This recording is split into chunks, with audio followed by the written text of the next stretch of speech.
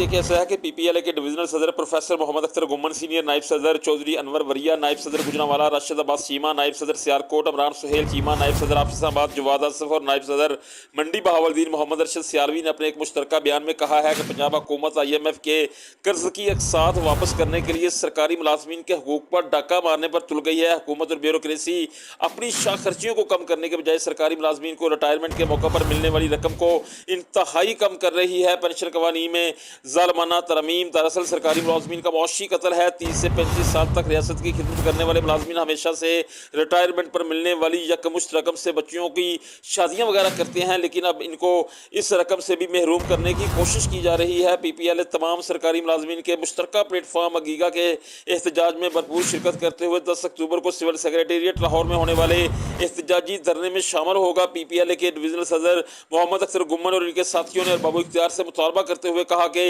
Leave encashment और pension rules में ज़ालमाना तरमीम को फिलफौर वापस लिया जाए, बसूरत दीगर एहतजाज का दायरा कार वसी कर देंगे। जी।